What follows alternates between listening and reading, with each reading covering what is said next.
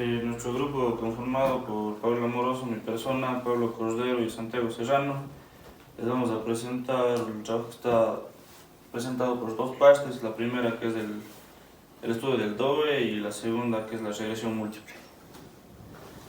Ya, primeramente tenemos el estudio del DOE, que es el diseño de un experimento que trata de generar una receta industrial de una salsa de ají preparada de manera artesanal.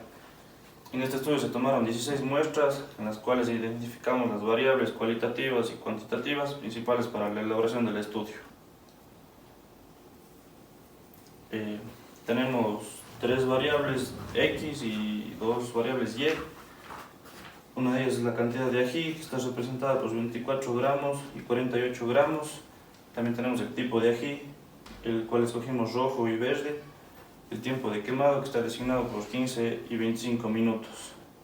Y la variable Y1, que es el pH, la medición del pH, y la variable Y2, que es la medición de la densidad. Ya dentro de los resultados, en la variable del pH, tenemos el reporte descriptivo. El primer gráfico es el histograma. Como podemos ver, no se parece a una distribución normal, ya que no tiene la forma de una campana de Gauss, y el boxplot realmente está centrado y no tenemos datos atípicos. La ojiva y el análisis comparativo está normal.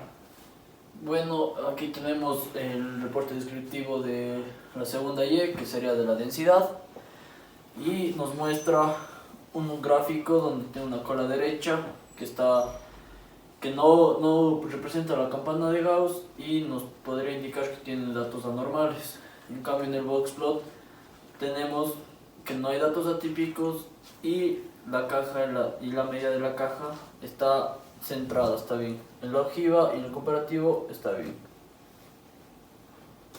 En el apartado de la prueba de normalidad de la variable del pH hicimos la prueba tripartita, la cual consta de la prueba de Anderson-Darling, la prueba de Kolmogorov y la prueba de Shapiro-Wilks. Los datos nos salieron normales, ya que son mayores a 0.05. Y en la prueba tripartita de la segunda Y, de la densidad, realizando todas las pruebas nos da igual unos valores mayores a 0.05, lo que nos quiere decir esto, que la prueba es normal. Y se puede seguir el estudio de forma paramétrica. Ya, la ecuación del pH nos salió esta después de hacer la reducción, la cual es x1 más x2 más x1 por 2, y los valores de los coeficientes son estos, que es el pH es igual a 37.251 más 2.957 veces el tiempo de quemado, más 2.904 veces la cantidad de ají, menos 2.64 veces el tiempo de quemado por la cantidad de ají. Bueno, aquí tenemos la reducción.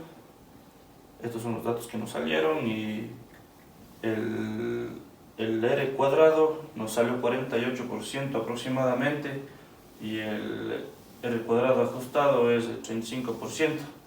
Estos datos tal vez podrían estar un poco básicos, digamos, para nuestro estudio, ya que tendrían que ser mayores al 60%.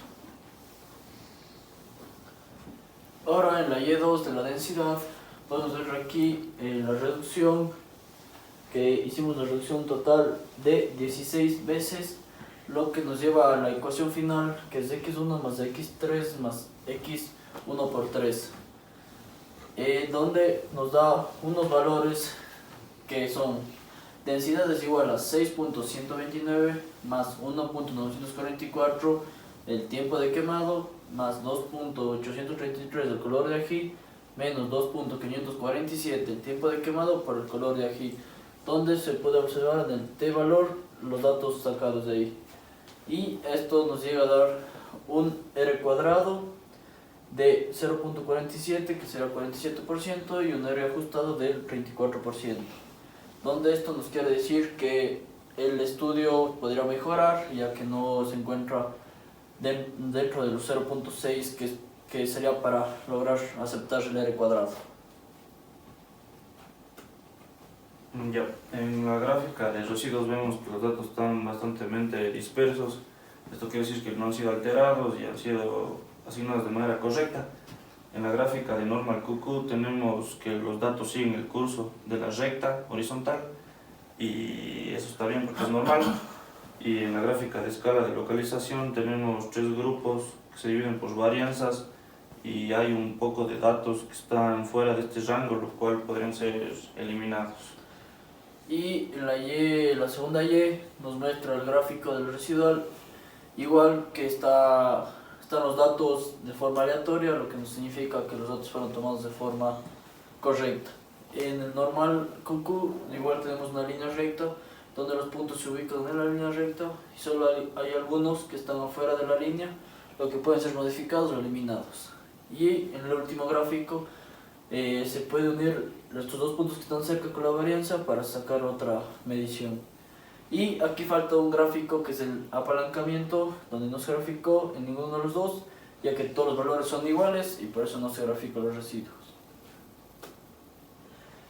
Ahora vamos a presentar la nova del Y1 y Y2, que es prácticamente lo mismo, ya que son las mismas variables X, donde nos muestra esta nova que el error humano es mayor al error natural, lo que esto significa que el experimento es controlable y quiere decir que no se rechaza la hipótesis nula. El valor de Durbin-Watson generado a través de esta tabla, que está hecha en Excel, nos dio como resultado 1.67 aproximadamente, y esto quiere decir que el experimento es replicable debido a que es un valor cercano a 2. Y el Y2 nos quiere decir que tiene un valor de Durbin-Watson de 1.70, que está dentro del rango de 1.5 y 2.5. Que esto nos quiere decir que el experimento es replicable.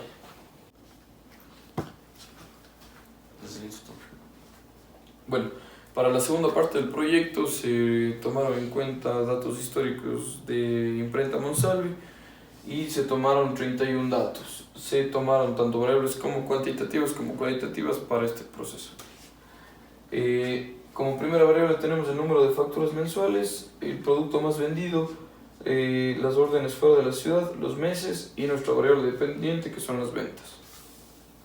Bueno, estos son los datos descriptivos de la Y. Se puede ver que es bastante normal la distribución, pero tiene un poco de cola a la derecha.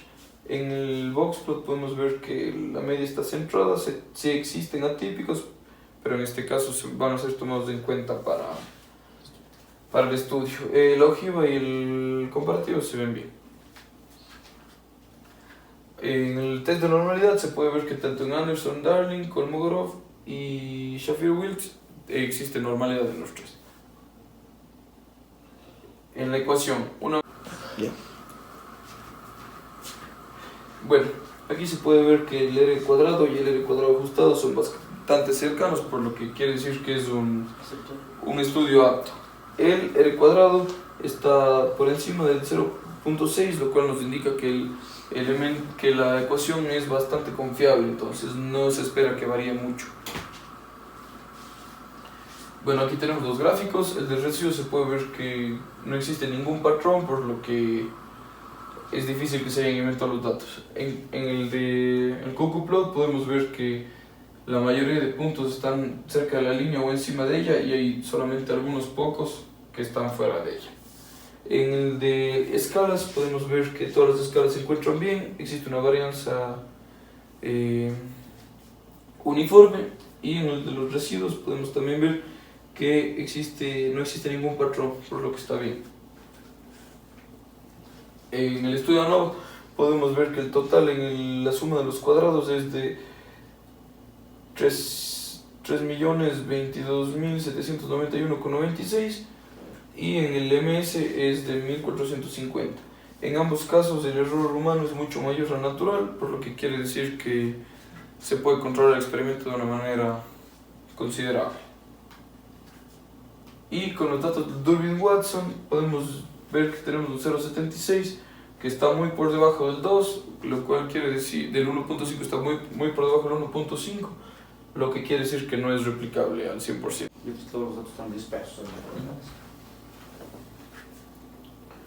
Bueno, en los diagramas de correlación se puede ver que en todos existe una bastante buena relación, sin contar algunos pocos que prácticamente los que tienen a la Y como factor no tienen mucha relación con otros. Aquí tenemos la superficie. Gracias. ¿Me lo explicas?